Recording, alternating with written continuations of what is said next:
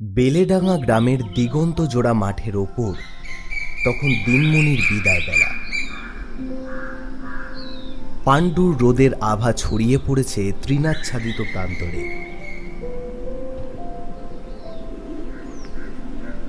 গ্রামের শেষ সীমায় একটি জীর্ণ বাঁশের মাচায় বসে চার বন্ধু মগ্ন ছিল বিবিধ আলাপে।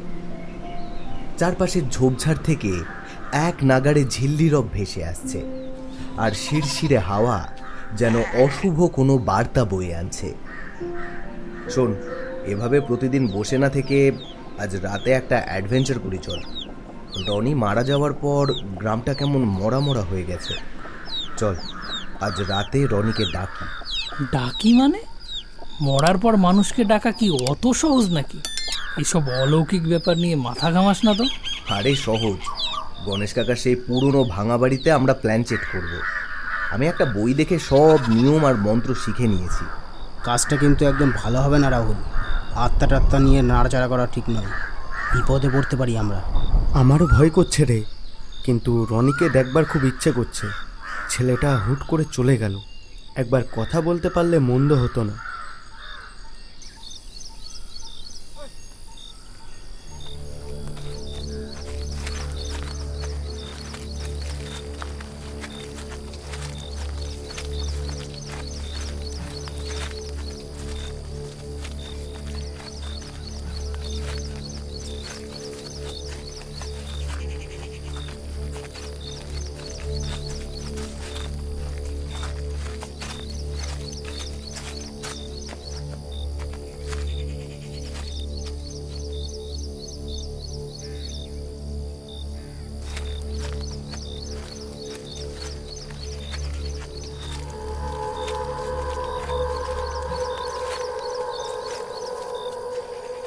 রাত তখন ঠিক 12টা। গণেশ কাকার পরিত্যক্ত সেই পলেস্তরা খসা পুরনো দালানের ভেতরটা গুমোট হয়ে আছে। চার বন্ধু গোল হয়ে মেঝেতে বসেছে। মাঝখানে বিছানো একটা বড় সাদা কাগজ, যার চারিদিকে রাহুলের আঁকা বিচিত্র সব নকশা আর উল্টো করে লেখা বর্ণমালা। ঠিক মাঝখানে রাখা একটা মসৃণ কাঁচের গ্লাস। চারপাশে 4টে মোমবাতি জ্বলছে।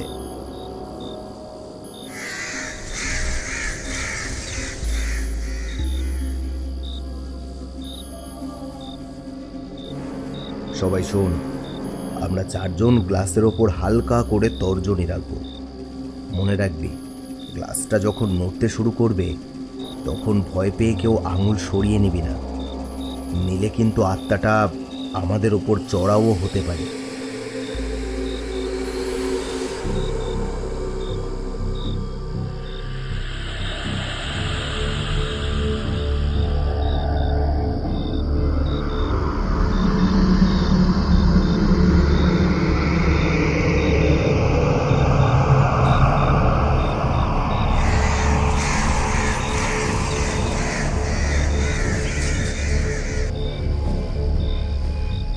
রাহুল, আমার হাত কাঁপছে। ওই ওই জানলার কাছে কে যেন দাঁড়িয়ে আছে মনে হচ্ছে না? চুপ কর প্রীতম, বাইরের গাছের ছায়া ওটা। রাহুল, তুই শুরু কর। 4 বন্ধু মিলে গ্লাসের ওপর আলতো করে আঙুল রাখল। রাহুল চোখ বন্ধ করে বিড়বিড় করে মন্ত্র পড়তে লাগল। ঘরের ভেতরটা হঠাৎ এতটাই নিস্তব্ধ হয়ে গেল যে নিজেদের হৃৎপিণ্ডের শব্দও স্পষ্ট শোনা যাচ্ছে। হে অতৃপ্ত আত্মা, তুমি যেখানেই থাকো আমাদের ডাকে সাড়া দাও।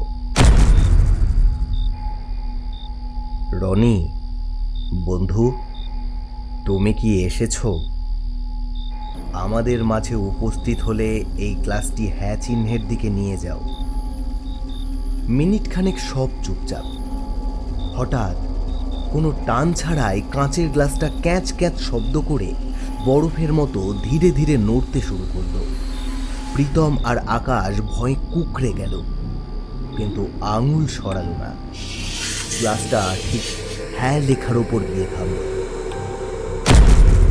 সুমন এক দৃষ্টিতে গ্লাসের দিকে তাকিয়ে আছে। ওর চোখের মনি নড়ছে না। রনি, তুই কি আমাদের দেখতে পাচ্ছিস? এবার গ্লাসটা পাগলের মতো গোল গোল ঘুরতে শুরু করলো। ঘরের মোমবাতিগুলো হঠাৎ দপদপ করে নীল হয়ে উঠল। ঠিক সেই সময় ঘরের এক কোণ থেকে একটা ভারী ভারী নিঃশ্বাসের শব্দ ভেসে এলো। মনে হলো কেউ একজন অন্ধকারের ভেতর থেকে তাদের দিকে এগিয়ে আসছে। রাহুল, রাহুল, মোমবাতিগুলো নিভে যাচ্ছে কেন? আরে পচা গন্ধটা কিসের? রনি, তুমি যদি এসে থাকো তবে আমাদের একটা বড় সংকেত দাও।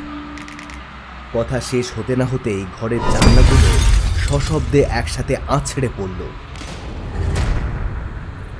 আচমকা একটা দমকা হাওয়ায় 4টে মোমবাতি একসাথে নিভে গেল। ঘুটঘুটে অন্ধকার। ঠিক সেই মুহূর্তে সুমনের শরীরটা তড়িৎ স্পৃষ্টের মতো ছটফট করে উঠল।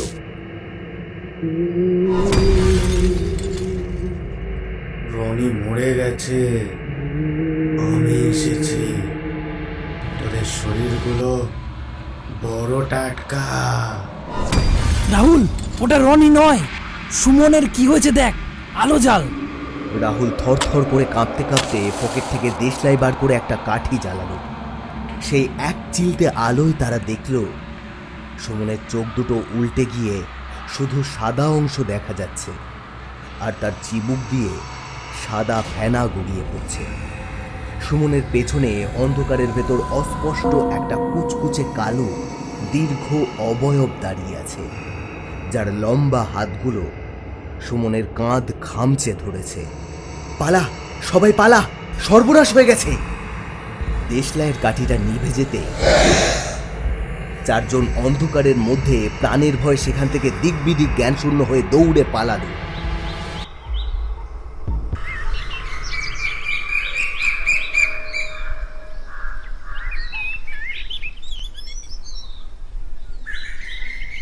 পরদিন সকালে সুমনের বাড়িতে এক ভয়াবহ দৃশ্য দেখা গেল। যে ছেলে কোনোদিন আমিষ ছোঁয়নি, সে রান্নাঘরের কোণে উবু হয়ে বসে একটা বড় কাঁচা মাছ দাঁত দিয়ে ছিঁড়ে ছিঁড়ে খাচ্ছে। তার চিবুক বেয়ে গড়িয়ে পড়ছে কাঁচা রক্ত। ওরে সুমন, এ কি করছিস বাবা? কাঁচা মাছ কেন খাচ্ছিস? তোর শরীর কি খারাপ লাগছে? খেদে, খুব খেদে, রক্ত চাই, গরম রক্ত চাই। গিন্নি, ওকে ছুঁয়ো না, ও আমাদের সুমন নয়। ওর চোখের মণি দুটো দেখো, কেমন আগুনের মতো জ্বলছে। কোনো অপশক্তি ওর শরীরে বাসা বেঁধেছে। সেই রাত থেকেই গ্রামে আতঙ্ক ছড়ালো। গৃহপালিত হাঁস মুরগি সব নিখোঁজ হতে শুরু করলো।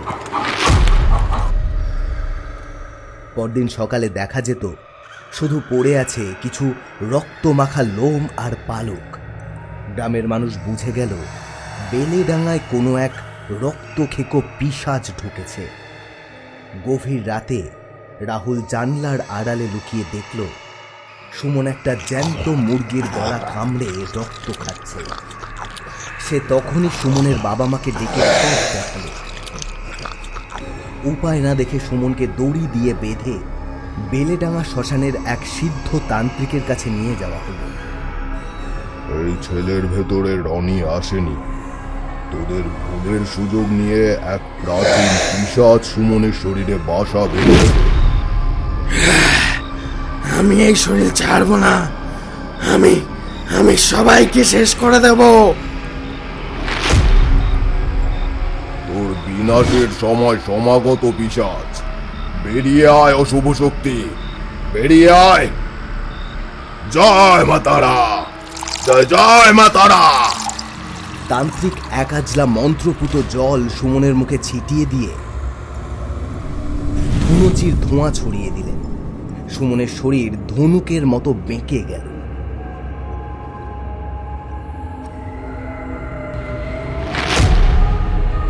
তান্ত্রিক এক রূপোর দণ্ড সুমনের কপালে ঠেকিয়ে হুঙ্কার দিলেন, জয় মা তারা, জয় মা তারা। ঠিক তখনই সুমনের মুখ থেকে একদলা কালো ধোঁয়া বেরিয়ে আগুনের কুণ্ডে ঝাঁপিয়ে পড়ে অদৃশ্য হয়ে গেল। কয়েক ঘন্টা পর সুমনের জ্ঞান ফিরল। সে যেন এক দীর্ঘ বিষণ্ণ ঘুম থেকে জেগে উঠেছে। চোখের সেই রাক্ষসে ভাবটা আর নেই। মা, জল খাবো। আমি এখানে কেন? বাবা, তুমি কাঁদছো কেন? কিছু হয়নি বাবা, সব বিপদ কেটে গেছে, সব বিপদ কেটে গেছে। বেলেডাঙ্গা গ্রামে আবার নতুন সূর্য উঠল, কিন্তু রাহুল আর তার বন্ধুরা সেই থেকে প্রতিজ্ঞা করল, যে জগতের নিয়ম মানুষ জানে না, সেই রহস্যময় জগতের দুয়ারে কৌতূহলবশত আর কোনোদিন টোকা দেবে না তারা।